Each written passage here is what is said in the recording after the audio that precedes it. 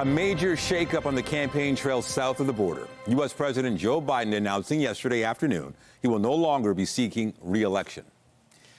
Good afternoon. Biden had been facing increasing pressure from his own party to drop out amid concerns about his fitness for office. Those concerns sparked by a disastrous debate with his Republican rival, Donald Trump. CTV's Washington Bureau Chief Joy Malbon has more on the lead up to Biden's decision. It is an extraordinary moment in U.S. politics. President Joe Biden recovering from COVID under political pressure to step down, poll after poll showing he's hemorrhaging voters. And after that disastrous debate performance, to do with the COVID, with dealing with everything we have to do with. His voice raspy, losing his train of thought, he struggled. I wouldn't have picked Vice President Trump to be vice president. And the pressure to bow out became too much. In a letter to Americans, Biden wrote, "It has been the greatest honor of my life to serve as your president. I believe it is in the best interest of my party and the country for me to stand down." The president had been defiant. And I am all in. Despite growing calls from donors, Hollywood, and Democrats urging Biden to drop out. I come with a heavy heart to think the time has come for him to pass the torch to a new generation. The president is throwing his support behind Vice President Kamala Harris, endorsing her to be the nominee of the Democratic Party, passing the baton to the next generation. Harris, a former senator and California prosecutor, could become the first Black and Asian American nominee to hold national office. Issuing her own statement, Harris said she's honored to have the president's endorsement, saying, "My intention is to earn and win this nomination." Harris has a big advantage already on the ticket. Biden's campaign cash goes to her. She's taken on a bigger role fighting for abortion rights. How dare they tell a woman what she can do and cannot do with her own body? And out with a new ad attacking Donald Trump. He's a world leader in temper tantrums. She never loses her cool. And when we fight, we win. But it's not a done deal. Democrats don't want a coronation. The Clintons and the Black Caucus rallying around Harris, but Barack Obama stopped short of backing her, calling for an open nomination where other up-and-coming stars could challenge her. Fresh off his own successful convention, Donald Trump, who survived an assassination attempt on his life just 1 week ago, mocking Biden, calling him to resign his presidency immediately, saying crooked Joe Biden was not fit to run for president and is certainly not fit to serve. I call her laughing Kamala. The Trump campaign already turning to target Harris as being more liberal and less competent than Biden, asking supporters at a rally yesterday. Ready? Kamala Harris. Crooked Joe Biden. The president will address the nation later this week to explain what changed his mind. After 50 years in politics, the oldest president ever to serve is standing down. A pivotal moment for America. Joy Malbon, CTV News, Washington. Biden's decision is being felt around the globe, including here at home in Canada. Many people are keeping a close eye on who might compete against Donald Trump to become the next leader of Canada's closest ally and trading partner. CTV's Scott Lightfoot's been speaking with people about Biden's departure and joins us now live with more. Scott. Well, we're talking about U.S. politics here, but this decision and the election itself will have international implications, and it has people around the world talking, including here on the streets of Toronto. Yeah, he seems like he's probably too old. I think it's a good move. I think Kamala could probably run well. Even the guy wearing the Obama one more term shirt thinks it was a good idea for Joe Biden to decide he wouldn't seek the same. Torontonians had no shortage of opinions this morning on the major move in U.S. politics. I think it was the right thing to do. I think there was a lack of confidence in him, and I think he made the right choice for what's better for the country at this point. It's about time. Why is that? Where? I've always thought like he's too old for the job, so you got to have somebody in there who actually has his wits about him. Now the focus will be on Vice President Kamala Harris, many hoping she can motivate voters in the Democratic Party and beyond. I really think that Kamala Harris is going to beat this guy, and it's going to energize all the Democratic Party, and they're going to come around and vote because I have met so many people that do not want Donald Trump, including Republicans. Even for those who won't have a say in November's election, there is relief. I think it's good for the state and it's great for Kamala Harris. I just think it's a good thing for the world that it puts the Democratic Party back in a good position to win against Trump. And according to the U.S. Federal Voting Assistance Program, there are more than 600,000 voting-age U.S. citizens living here in Canada. But in the last U.S. presidential election, fewer than 3% of them actually cast a ballot. 20 Live, I'm Scott Lightfoot. Nathan, back to you. All right, thank you, Scott. Still to come is registration day for by-election candidates in Ward 15. We'll have more on those seeking to take over the seat of late Councillor Jay Robinson a little later in the show. But first, police are investigating after a man and woman in their 80s died following a double stabbing at a North York home yesterday afternoon. Police were called to a home near Don Mills in Cliffwood, just south of Steele, shortly before 3 p.m. Both victims were taken to hospital with life-threatening injuries, where they later died. Police say the pair knew each other, but have not been able to confirm the nature of their relationship. However, they say there's no concern for public safety. One person is dead and a driver is facing numerous charges after 3 people were struck by a vehicle in Bowmanville. Durham Regional Police say a family was walking on Simpson Avenue around 8:30 p.m. last night when they were struck. A man died as a result of his injuries while a woman was taken to hospital. A child walking with them was not hurt. Police say the driver struck another vehicle before hitting the family. He has been charged with impaired driving. Police are asking anyone with information or dash cam footage of the incident to contact them. And Durham police are investigating after a cyclist was found dead in Pickering. Police were called to the area of Fairport and Concession Road at around Road 3 make that at around 6 yesterday. They located the cyclist without vital signs, who was later pronounced dead. Police have not released any details about the cyclist's identity or the circumstances surrounding their death. The OPP is investigating the death of a pedestrian last night on Highway 427. Emergency crews were called to the northbound 427 near Finch around 10 p.m. for reports that a pedestrian had been struck. The person was pronounced dead at the scene, and the highway was closed for several hours overnight. So far, there has been no word on why the pedestrian was in the area or if any charges might be laid. The Child and Youth Advocacy Center is asking for the public's help in locating a sexual assault suspect. 27-year-old Alexis Aldave Salazar is facing several charges, including 3 counts of sexual assault, 2 counts of sexual interference, and 3 counts of failing to comply with the release order. He's wanted in connection with the alleged sexual assault of a 13-year-old girl near Keel and Maple Leaf Drive at around 8:30 last night. Police are asking anyone with information to come forward. Some political hopefuls gathered at City Hall this morning to register for the Ward 15 by-election. The by-election is being held following the recent death of longtime City Councillor Jay Robinson. And CTV's Beth McDonnell has been following the race and joins us live with more details. Beth. Nathan, Jay Robinson passed away in May, which launched this by-election. And today, just hours after the race began, there are already several candidates. A new face will soon be joining Toronto City Council as the by-election process for Don Valley West, Ward 15, is underway and nominations begin. We've really got to talk about getting the city moving. This Gardner Expressway project, we know we've got to repair our infrastructure, but 3 years? I mean, that's quite something. What's going on there? People want to see action. Father of 3, former mayoral candidate Anthony Furey has entered the race, along with some younger candidates who say they have experience in government and the Don Valley West community. Housing prices right now are out of reach, and so what resonates with me is going to resonate with the rest of the riding because I actually have lived experience. Candidates may say, I'm concerned about where my kids are going to live.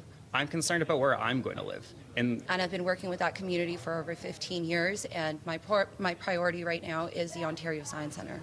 The by-election was called to replace longtime City Councillor Jay Robinson, ushering in a new era for the area and for council, who will work with a new representative. On top of housing, I want to revitalize green spaces and build parks. And I want to improve road, transit, and community safety. Nominations close September 19th. And the by-election will be held Monday, November 4th. Reporting live at City Hall, I'm Beth McDonnell. Natalie, back to you. Okay, thank you, Beth. Well, it has been a year since strong mayor powers were granted in Ontario, but most mayors have not made use of them. The Ford government introduced the powers to mayors of the province's largest cities last summer. They allow the leaders to propose bylaws and pass them with the support of just 1/3 of councillors. They can also veto bylaws as well as hire and fire city department heads. Among the high-profile mayors who have made use of the powers are Hamilton Mayor Andrea Horwath, who announced affordable housing development, and former Mississauga Mayor Bonnie Crombie, who used them to push through legislation on fourplexes. LCBO workers are back on the job today after ratifying a deal reached with their employer over the weekend. However, people will still have to wait before being able to buy booze, as stores are set to reopen tomorrow. CTV's John Musselman has been following the labor dispute and the resolution and joins us live now with the latest. John. Hi, Natalie. We're at an LCBO outlet on the Queensway, and you're right, workers are back in getting the stores ready for the public who can access these stores again tomorrow. Now, as you're well aware, there was a 2-week strike with the LCBO.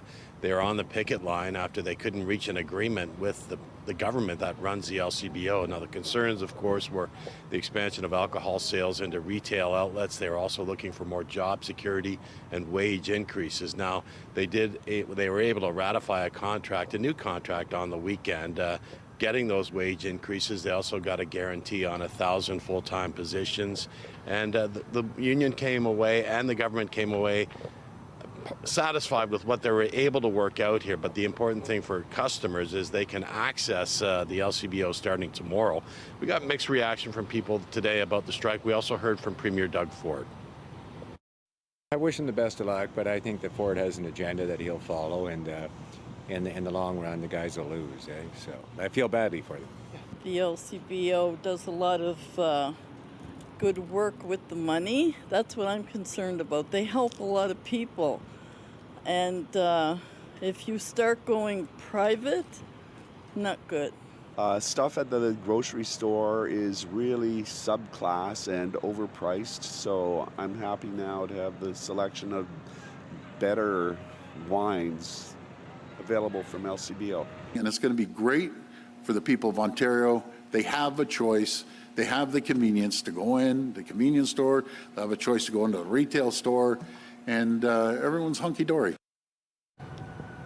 And one of the big pressure points for the government, of course, was the restaurant and bar industry. They were concerned about resupplying, restocking their product, and it wasn't always working the way they would hope it would on the online sales. So this should solve that problem. And again, the public can get back into the stores starting tomorrow. Reporting live, I'm John Musselman. I'll send it back to you. Thank you, John. Residents took to social media over the weekend to express their frustration over ferry service to the Toronto Islands. They are calling for more action to be taken as City Council considers whether a bridge to the islands could alleviate some of the concerns. CB24's Courtney Heels has more. On a beautiful day like today, the Toronto Islands are a very popular destination. Thousands of people will head over on the Toronto ferry, but what we're hearing from people, they say the demand is especially high this year, so much so that we're seeing huge lineups go through the downtown area around downtown hotels. We'll share with you now a post that's just gone viral. It shows a huge lineup over the weekend, people waiting to get access to the ferries. And what this has done is renewed calls for people who say that we should really consider a pedestrian bridge, another way to get access to the Toronto Islands. We talked to April, who captured this photograph over the weekend. She's also a former city councillor candidate. Here's more. The bridge area that I'm proposing, it's only 250 meters. So we've built much more complicated things in the city, right? So it's over the Eastern Gap, and it's very important to know how much that area is changing, right? So right now it's really like a concrete zone. It's going from the Portlands, where we're going to be getting Villiers Island, where thousands of new residents are coming. Also, we're getting the Waterfront East LRT, we're getting Corktown Station on the Ontario line. The Cherry Street Bridge just got redone. So everything that would help us get to the proposed bridge location is already in progress. Now, in June, Councillor John Burnside brought forward a motion for city staff to study the feasibility of a pedestrian bridge. So that's what city staff are doing right now. They're taking a look at the possibility of a bridge, how much it would cost, especially when you compare costs to the ferries that are behind me here. These are aging. In some cases, they have to pull them out of service, do some repair works, or replace them. So say, hey, how much does that cost, and how much could it cost to build a bridge to the Toronto Islands? So while staff look at this, we're talking to people getting lots of reaction to the possibility here.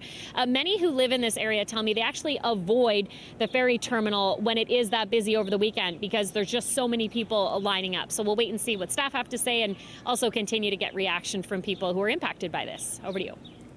All right, thank you, Courtney.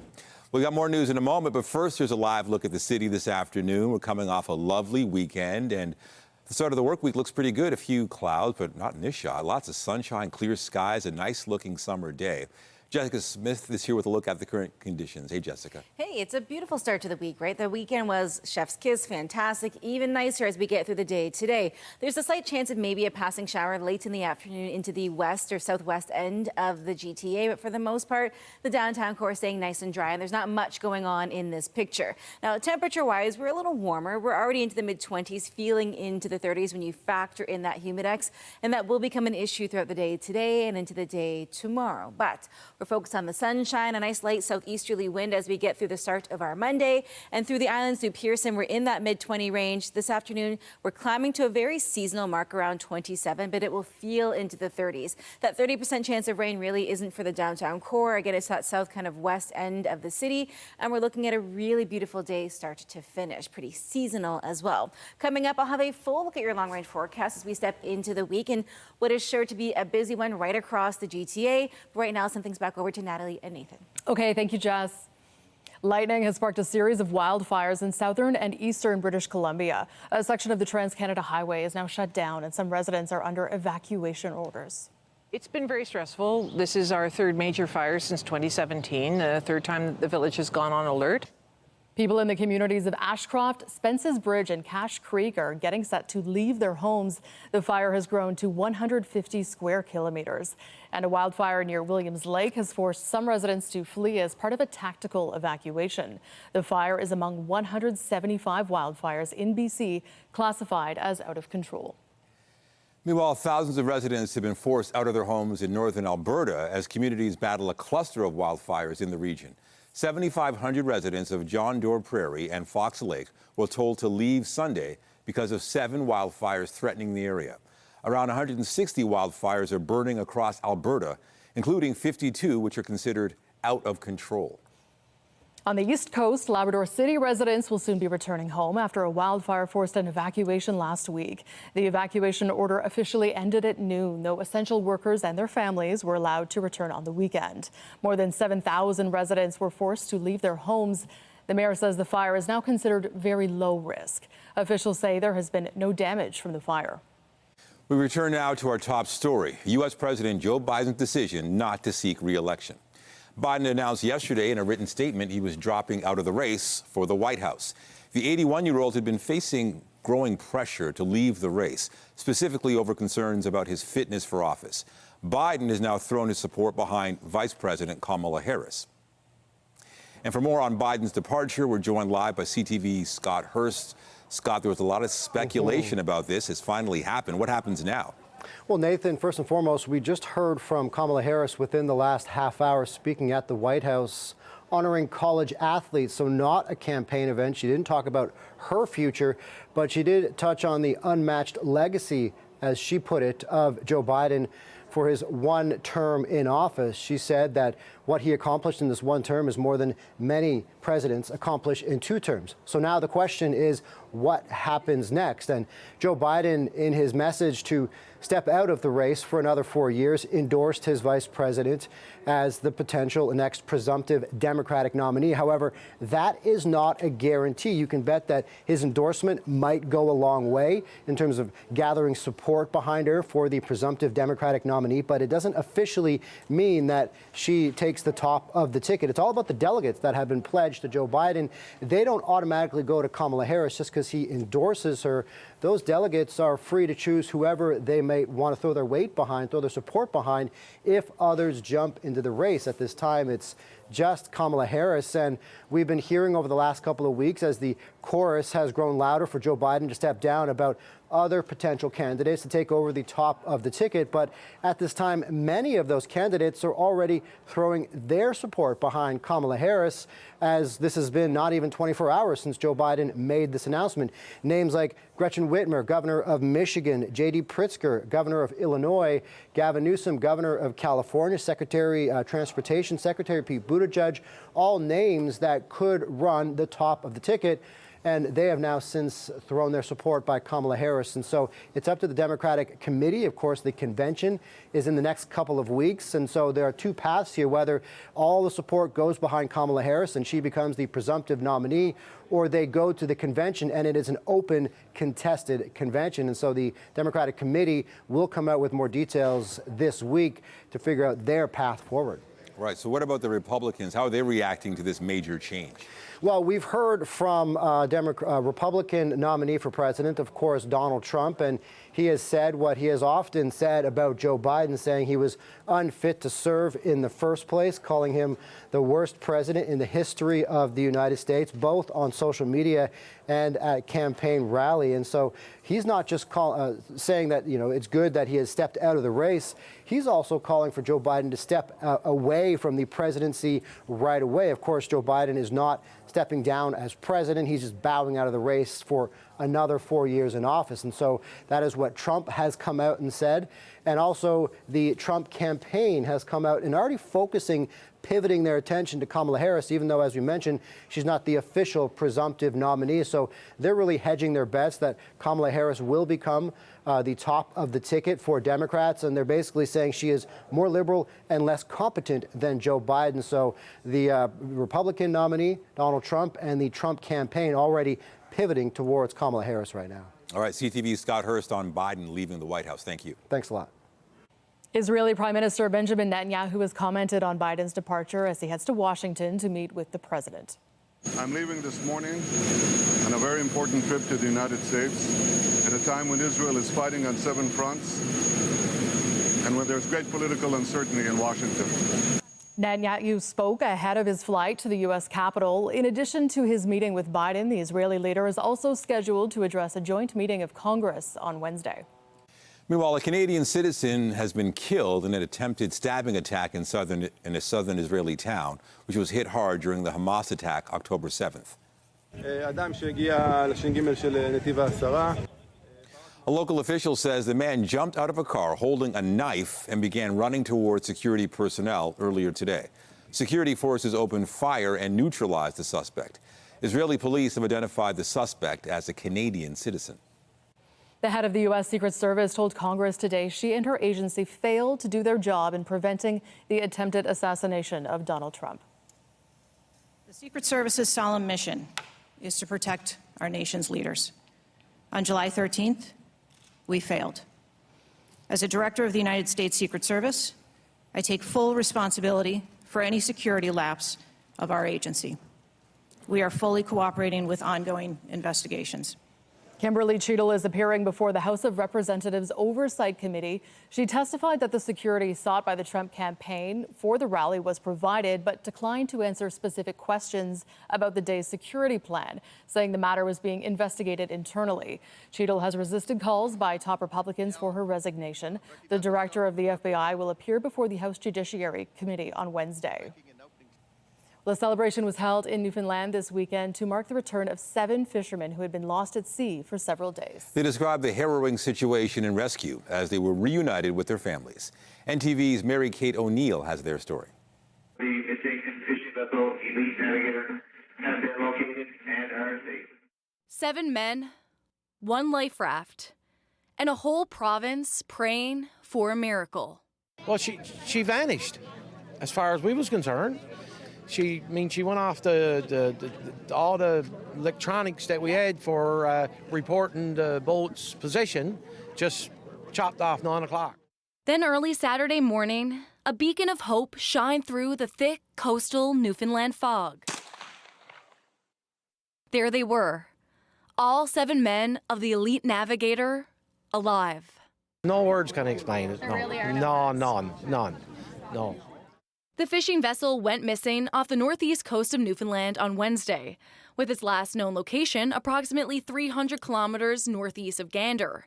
At around 1 a.m. on Saturday, Gander Search and Rescue located the men safely in a life raft. Again, there's just no words to describe it. It's unreal. It's just so good to have them all back on the land. It was somewhat of a mystery what happened to the elite navigator until now. The surviving crew tell the frightening tale of a fire at sea, a fisherman's nightmare. We smelled smoke, and just within a few seconds, it was just the boat was just starting to get engulfed in flames. And it was a quick, we had to make a quick move, and it was something that we probably didn't want to do, but we had to take drastic measures. Pretty much within 5 minutes, we were in our immersion suits, and we jumped out, and we had to get into the life raft. We lost a lot of communication, everyone frustrated, but we came back in on land, and we're just happy to be here today with all of our family and friends. But Saturday afternoon, a reunion like no other. Hundreds of people from near and far gathered to welcome the men back home. I'm still trying to wrap my head around everything. These men, first bonded together by passion, are now forever entwined. And this community, well, it's one big, now happy family. A happy ending there and a beautiful day today. We're holding on to high pressure, keeping us nice and clear. There's a slight chance of, again, a passing shower into that southwestern end of the city, but for the most part, a beautiful start to the week. So if you're hitting up a patio this afternoon and getting some fresh air, it's going to be hot and mostly sunny. But that humidex value gets pretty high into that second half of our day, so just keep that in the back of your mind. Water and sun protection, always a good idea, with the UV index on the higher side today. Coming up, I'll have a full look at your long-range forecast as we kick off a brand new week with a whole lot of sunshine. Welcome back. Well, we are coming off the heels of another fantastic summer weekend. Lots of festivals in the city, the Honda Indy, and another few great days ahead. Yeah, it's a great time of the year because there's so many things going on, and the weather's really been cooperating. Listen, you're welcome. I can't take all the credit. I just deliver the good news. Sure, you can.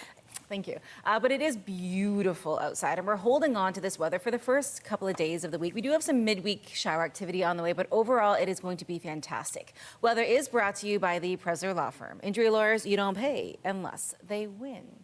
A beautiful and sunny start to the day, and nice shots of the skyline there.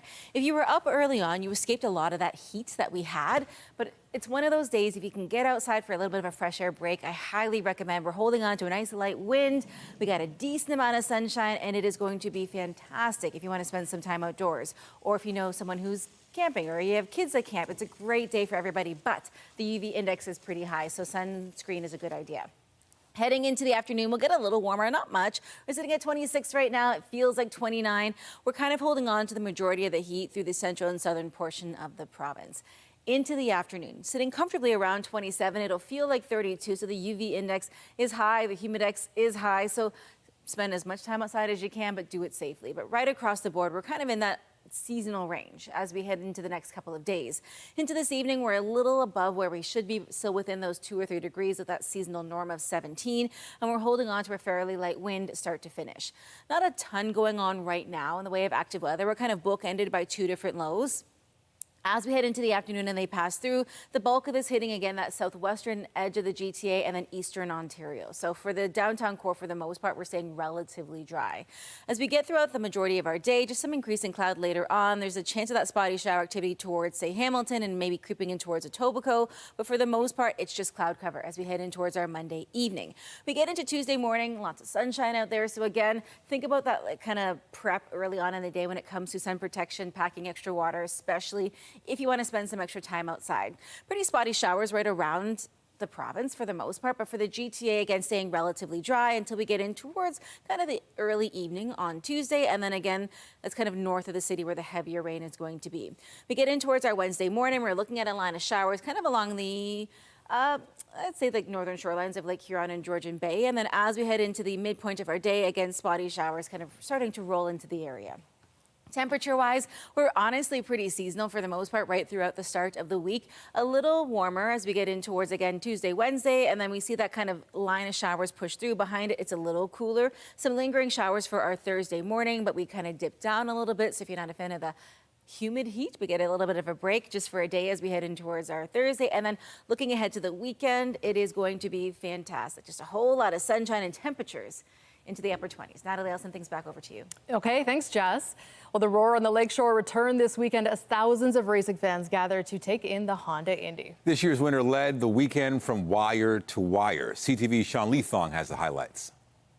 Today in Toronto and this weekend, they put it all together. Colton Herta dominates the weekend, leads every session for the first time in IndyCar history, and Herta has won for the first time in over 2 years. Colton Herta racing for Andretti Global, winning the Honda Indy in Toronto. Been waiting a long time to do those victory donuts.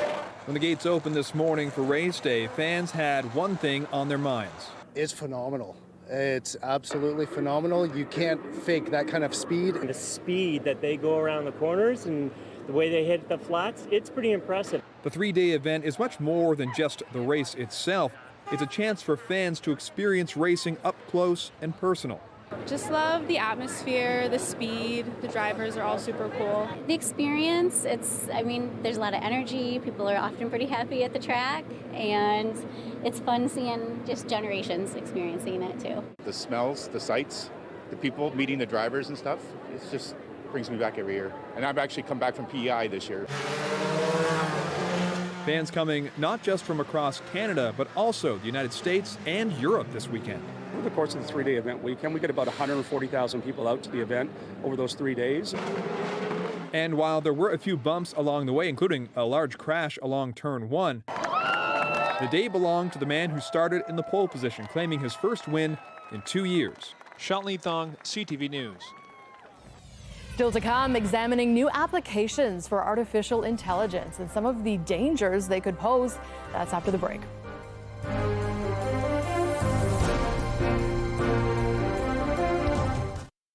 The software bug that impacted millions of computers globally is still having an effect here in Canada. The company behind the crash says it's found a solution, but experts say the global outage has highlighted vulnerabilities in Canada's cyber defenses. CTV's Camille Karamali has the story.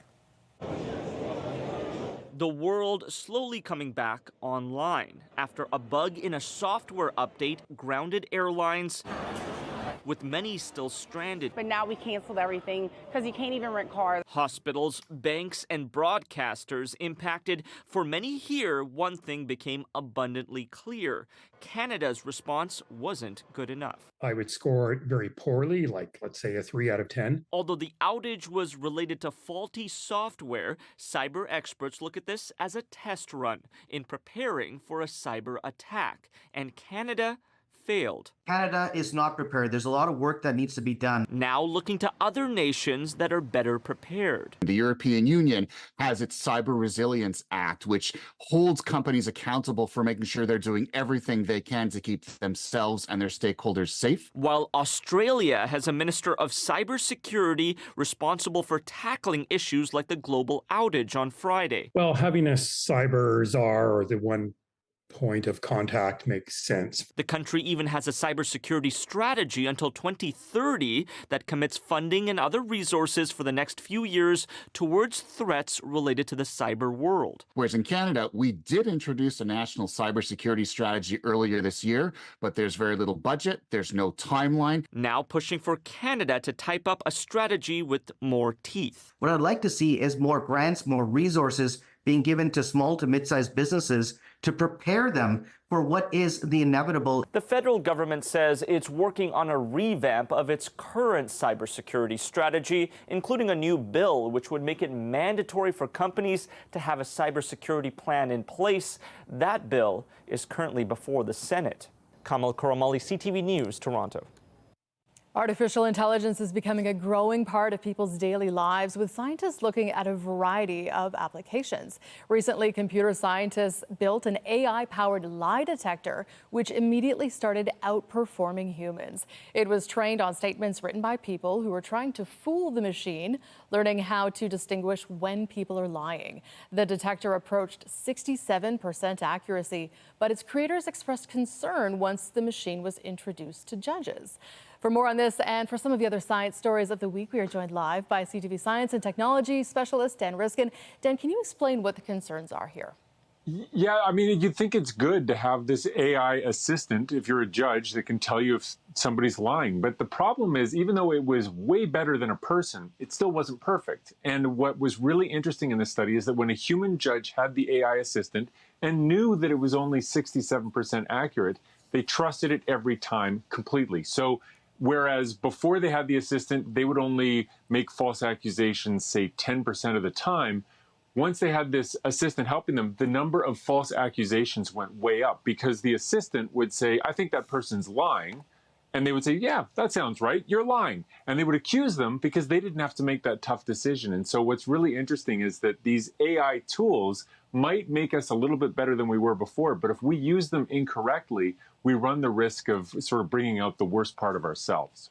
Interesting. Okay, Dan, I think this next story is going to pique a lot of interest. Scientists have found that people appear more attractive when they synchronize to the people around them. Can you explain what that means? And more importantly, is this the advice that people should be using on a first date? I think it is. This is a really powerful study where they looked at this phenomenon. So it's already known that when two people are in love with each other, they tend to synchronize. They move together, they blink at the same time, they sweat at the same time, they breathe at the same time. And that has been shown to heighten the attraction between those people. But in a really cool study, people in an audience watched a short video clip of two actors interacting. And they saw maybe a version where the actors were not synchronized, or maybe they saw the version where the actors were synchronized. And they're just watching a video. But afterwards, they were asked how attractive the actors were. And the actors who were synchronized were 20% hotter, even though it was the same two actors.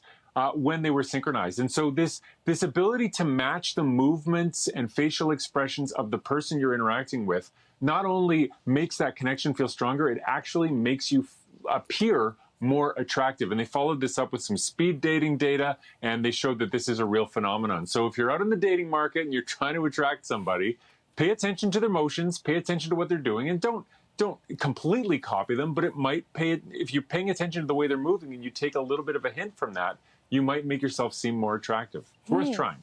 Okay. And finally, Dan, a study showing that gratitude is correlated with a longer life. How strong is the evidence here on that?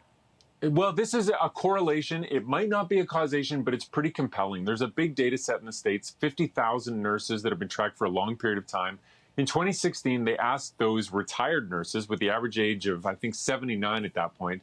They said, how grateful are you for the things in your life? Or how long is the list of things that you are grateful for? And then they tracked those people over the next few years. And because they had 50,000 people and because the average age was almost 80, some of them did pass away.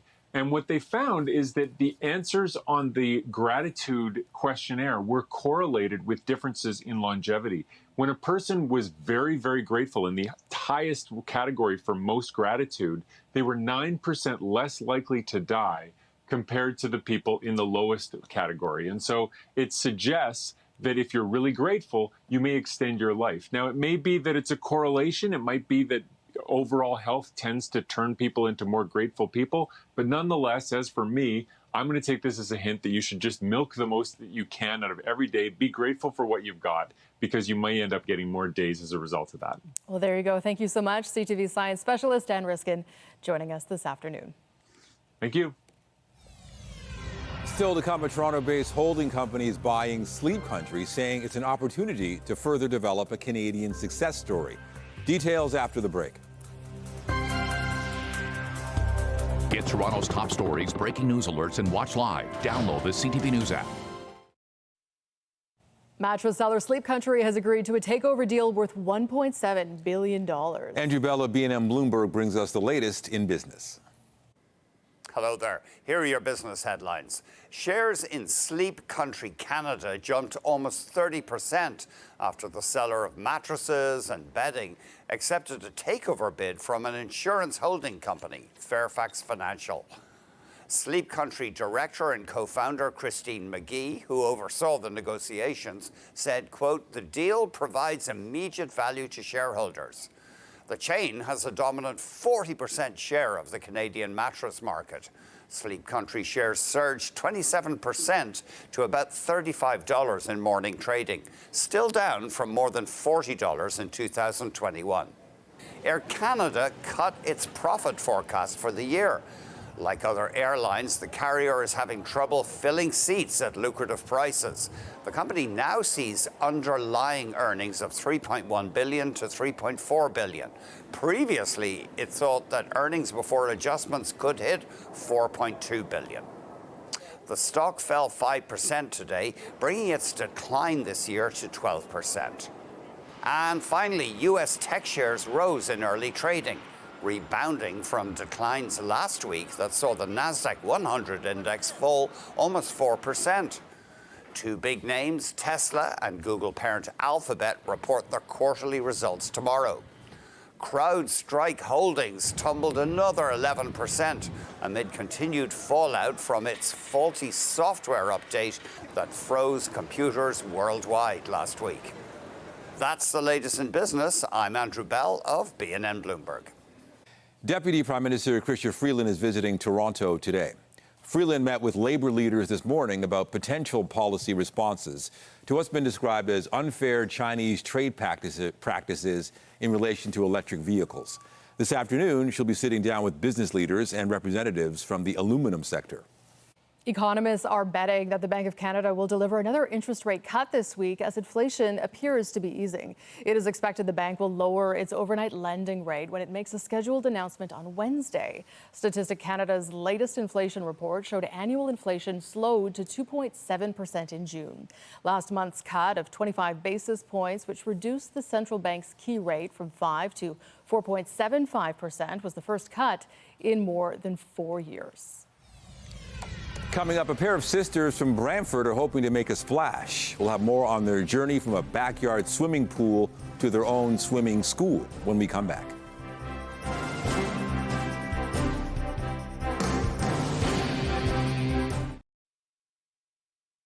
Two sisters from Brantford have made a big splash after teaching swimming lessons in their backyard pool. Now they have opened their own swimming school in a brand new building, aiming to teach 1,300 students a week. CTV's Hannah Schmidt reports.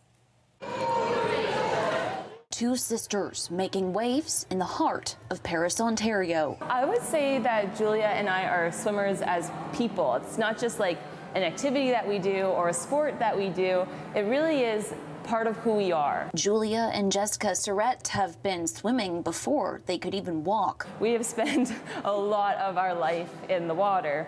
And it was around that time where we became lifeguards that our parents asked, you know, what's your next step? So when the time came to choose a career path, their decision was simple. Our best skill is swimming, so why don't we do swimming lessons in our backyard pool? The girls began offering swimming lessons at their Brantford home in 2011 to earn university tuition. The sisters relocated in 2021 to the pool at the Five Oaks Retreat Center in Paris. Very quickly, their business took off. We had doubled in size. Then in 2022, we then increased another 50%. So we could definitely tell that it was something that the community members were wanting. The pair decided it was time to expand. And that's when we started looking for places like to build. And that's how we came across this one. We organized it with the landlord to say, like, we're looking for this amount of square footage. Can we make that happen? Over a year later, the girls opened Brave Waves to the public at their new space, where they now teach 1,350 students every week. You have a responsibility and a duty. Like, somebody or people believe in this just like we do so much that they're willing to do what they can to help it happen. It's easy to say really proud, you know? I mean, they're just, they've accomplished so much. They've worked really, really hard. It's a journey client Andrea Maloney is happy to have been a part of from day one. We started in the backyard of their house and moved to Five Oaks, and now we're here, and it's amazing. It's been inspiring. I hope that Fiona is inspired by the girl's story. The pool is where the Surratt sisters plan to stay and continue their legacy, one stroke at a time. There's going to be a lot of people say you can't do this, you can't do that, but if you say yes I can, you can create something special. Hannah Schmidt, CTV News, Paris. Obviously great weather for a dip, swimming.